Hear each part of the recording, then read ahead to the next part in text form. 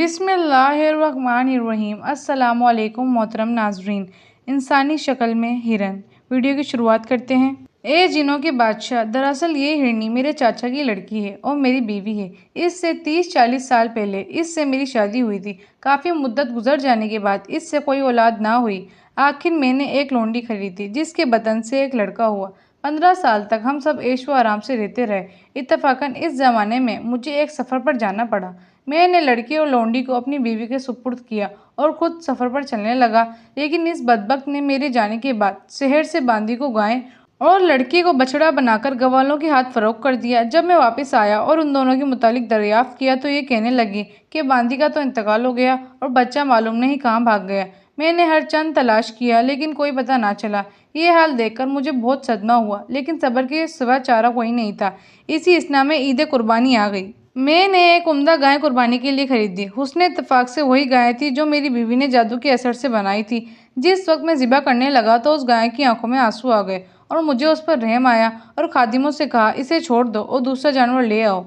लेकिन मेरी बीवी, जो दरअसल इसको जानती थी, मुझ पर जोर दिया कि अच्छी मोटी ताज़ी गाय है, इसको ज़िबा करो। चुनांचे मैंने उसको नौकर के हाथ ज़िबा करा दिया। लेकिन जिस वक्त कासिब ने इसको साफ़ किया तो गोश्त बिल्कुल ना निकला, सिर्फ हड्डियाँ ही हड्डियाँ थी। मुझे बहुत ताज्जुब हुआ, लेकिन खामोश रहा और दूसरा जानवर मंगवाया। अब की मर्तबा एक बछड़ा लाया गया। मैं जब इसके करीब गया तो उसने अपना मुंह मेरे पैरों पर रख दिया और रहम तलब नज़रों से मुझे देखने लगा। मैंने उसको छोड़ दिया और दूसरा बैल मंगवा कर ज़िबा कर दिया। गो मेरी जालिम बीवी ने इसको ज़िबा करने पर जोर दिया, लेकिन मैं ना माना। चंद रोज़ बाद एक घुसी मेरे पास आया और कहने लगा, मेरी लड़की सेहर जानती है। जब मैं आपका बछड़ा जो आपने छोड़ दिया था वो घर ले गया तो कहने लगी, ये दरअसल जानवर नहीं बल्कि फला सौदागर का लड़का है और उसकी बीवी ने इसको सेहर के जोर पर बछड़ा बना दिया और उसकी माँ भी गाय बनाई गई थी जो ईद के रोज़ ज़िबा कर दी गई। ये हाल सुनकर मेरा दिल बैठ गया और इतना सख्त सदमा हुआ कि बयान नहीं कर सकता।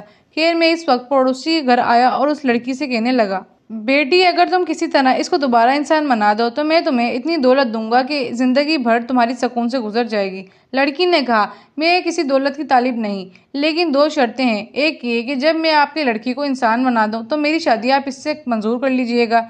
दूसरी ये कि जिस औरत ने इसको बछड़ा बनाया है इसको सज़ा देने की इजाज़त दे दीजिएगा। मैंने इसकी दोनों शर्तें मंजूर कर ली। लड़की उठी और एक बर्तन में पानी लिया, फिर उस पर कुछ पढ़ा और बछड़े पर छिड़का। फौरन ही बछड़ा इंसानी शक्ल में आ गया। मैंने अपने लड़की को सीने से लगाया और इसी वक्त उस लड़की की शादी उससे करा दी। बाद में उस लड़की ने मेरी बीवी को फौरन अपने सेठ से हिरनी बना दिया। चुनांचे ये वही हिरनी है जो इस वक्त मेरे साथ है। इत्तफाकन आज मैं यहाँ से गुजर रहा था कि इस सौदागर को यहाँ तनहा देकर इसके पास चला आया और इसके हालात सुनकर इसका अंजाम देखने को ठहर गया। आपने मेरी दर्द भरी दास्तान सुनी और उम्मीद है आप हस्बे वादा इस सौदागर का 1/3 कसूर माफ़ फरमाएंगे। जिन ने कहा, वाकई तुम्हारी दास्तान ताज्जुब खेज है और इसमें सौदागर का 1/3 कसूर माफ़ करता हूँ। जी तो मोहतरम नाजरीन, ये थी हमारी आज की कहानी। अगर आप लोग को ये कहानी अच्छी लगी हो और आप लोग चाहते हैं कि इसी तरह की इंटरेस्टिंग कहानी आती रहे तो आप लोग मेरे चैनल को सब्सक्राइब कर दें। वीडियो अच्छी लगी हो तो लाइक, शेयर एंड कमेंट ज़रूर कीजिएगा। आज के लिए इतना ही।